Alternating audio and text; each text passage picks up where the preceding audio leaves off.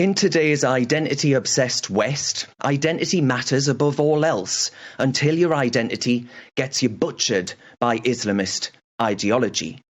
We're a nation increasingly obsessed with diversity. If you're gay, bi, trans, and whatever more recent attachment to that LGBT alphabet soup there is today, as long as you're not straight and preferably not white, well, kid, you'll go far.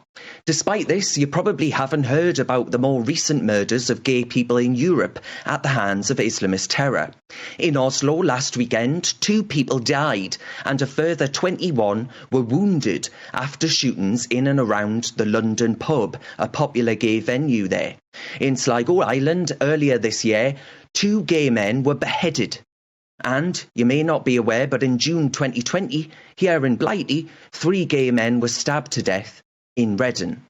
Had these attacks been at the hands of some white neo-Nazi, you would know about it, because our news outlets would feel comfortable reporting the facts and just how pro the LGBT community they are, whatever that means.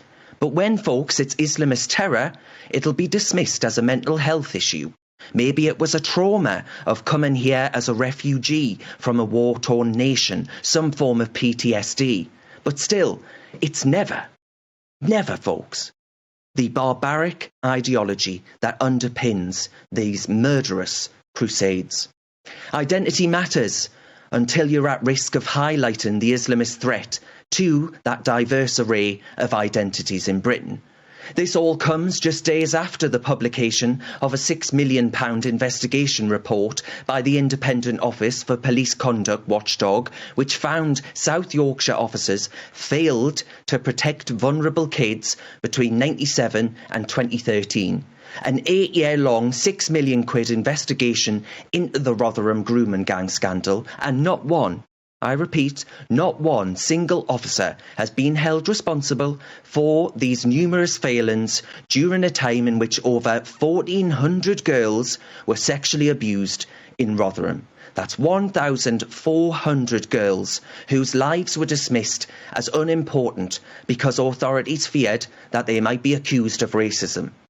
As it was previously claimed in the government's Alexis J report, this new report even claims an officer working for South Yorkshire Police gave one of the country's worst child abusers a no-arrest deal after he abducted a teenager.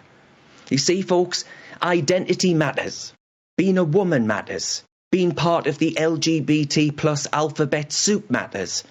Until you're sexually abused or murdered by somebody higher up the identity pecking order than you. Then it's silence and a cross of the fingers in hope that this all goes away.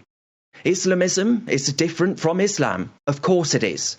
One is a religion and one a fascist ideology.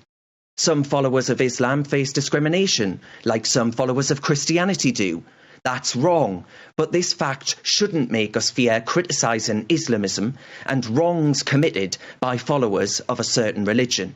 To hold Muslims to a lower standard, as I believe South Yorkshire Police did, is itself racist. I wonder when we might say enough is enough, especially when many undocumented men are coming over the English Channel. Goodness only knows, folks, how many of them share our values on women's rights and LGBT plus equality.